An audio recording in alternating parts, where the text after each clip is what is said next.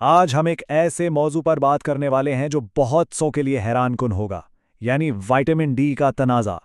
کیا صحت کے بارے میں سرکاری مشورے ہمیشہ درست ہوتے ہیں؟ آئیے اس معاملے کی تہہ تک پہنچتے ہیں۔ تو چلیے بالکل شروع سے شروع کرتے ہیں۔ سرکاری طور پر روزانہ وٹامن ڈی کی کتنی مقدار تجویز کی جاتی ہے؟ زیادہ تر لوگوں کو یہی بتایا جاتا ہے اور یہ قائم شدہ سفارش ہے 600 انٹرنیشنل یونٹس۔ لیکن اصل کہانی یہاں سے شروع ہوتی ہے۔ ماخذ کے مطابق 2014 میں اسی ڈیٹا کا جب دوبارہ تجزیہ کیا گیا تو ایک بالکل مختلف تصویر سامنے آئی۔ اور وہ تصویر یہ تھی کہ اصل مقدار 14 گنا سے بھی زیادہ ہونی چاہیے، یعنی روزانہ 8,895 انٹرنیشنل یونٹس۔ سوچیں ذرا کتنا بڑا فرق ہے۔ تو سب سے بڑا سوال یہی ہے کہ آخر اعداد و شمار میں اتنا بڑا فرق کیسے آ سکتا ہے؟ ماخذ کا دعویٰ ہے کہ یہ سب ایک بنیادی ریاضی کی غلطی کی وجہ سے ہوا۔ اچھا، تو یہ غلطی تھی کیا؟ دیکھیں، ماخذ کا کہنا ہے کہ سرکاری تعداد پورے گروپ کے اوسط رد عمل پر مبنی تھی۔ اسے ایسے سمجھیں کہ اگر ایک کلاس کے اوسط نمبر اچھے ہیں تو اس کا مطلب یہ نہیں کہ ہر طالب علم پاس ہو گیا ہے، کچھ فیل بھی تو ہو سکتے ہیں نا۔ بالکل اسی طرح اوسط خوراک بہت سے لوگوں کے لیے ناکافی تھی۔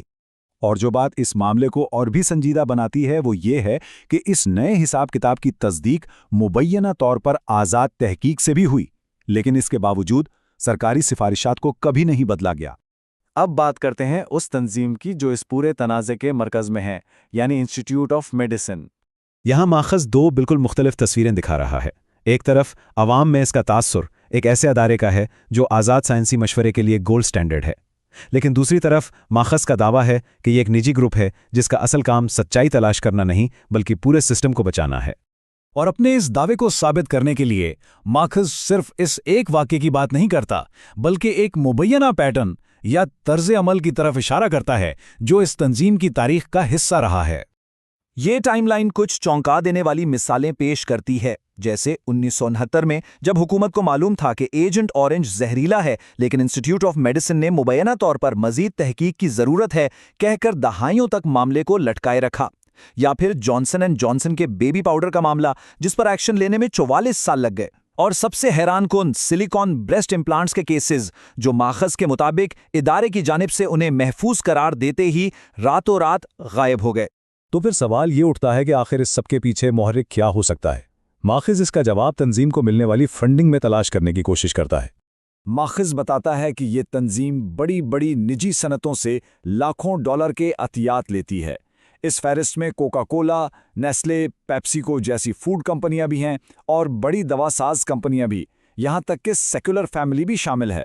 اور یہی بات ہمیں ماخذ کے مرکزی خیال تک لے آتی ہے جسے اس ایک جملے میں سمیٹا جا سکتا ہے: جب قوانین بنانے والی تنظیمیں ہی بڑی فوڈ اور ڈرگ کمپنیوں سے پیسہ لیں تو آپ کو سائنس نہیں ملتی بلکہ سمجھوتے پر مبنی ایک اتفاق رائے ملتا۔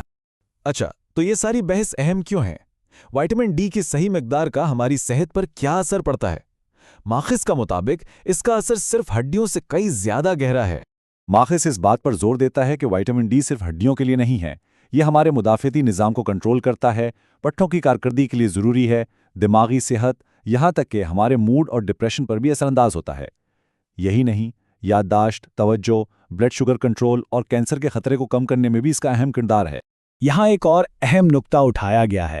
ماخذ کا کہنا ہے کہ اکثر وٹامن ڈی کی زیادتی یا زہریلے پن کے خطرے پر بہت زیادہ بات کی جاتی ہے جو کہ انتہائی نایاب ہے، جبکہ اس کی کمی کا مسئلہ جو کہ بہت زیادہ عام ہے اسے اکثر نظر انداز کر دیا جاتا ہے۔ تو اس ساری معلومات کے بعد آخر کرنا کیا چاہیے؟ آئیے اب دیکھتے ہیں کہ ماخذ اس مسئلے سے نمٹنے کے لیے کیا عملی مشورہ دیتا ہے۔ ماخذ ایک بہت ہی سیدھا سادہ 3 قدمی پروٹوکول بتاتا ہے۔ پہلا قدم، زیادہ سے زیادہ دھوپ لیں اور جب یہ ممکن نہ ہو تو وٹامن ڈی 3 کا سپلیمنٹ استعمال کریں۔ دوسرا قدم، وٹامن ڈی 3 کو ہمیشہ وٹامن K2 کے ساتھ لیں۔ K2 اس بات کو یقینی بناتا ہے کہ کیلشیم خون میں جمع ہونے کے بجائے ہڈیوں تک پہنچے۔ اور تیسرا قدم، میگنیشیم کو اپنی خوراک میں شامل کریں کیونکہ وٹامن ڈی 3 کو جسم میں مؤثر طریقے سے کام کرنے کے لیے میگنیشیم کی ضرورت ہوتی ہے۔ اور یہ سب کچھ ہمیں ایک آخری اور شاید سب سے اہم سوال پر لا کر چھوڑ دیتا ہے۔ جب ماہرین خود کسی بات پر متفق نہ ہوں تو ایک عام انسان اپنی صحت کے بارے میں کیا فیصلہ کرے؟ یہ صرف وائٹامن ڈی کا معاملہ نہیں بلکہ یہ ایک بڑا سوال ہے کہ ہمیں کس پر اور کتنا بھروسہ کرنا چاہیے۔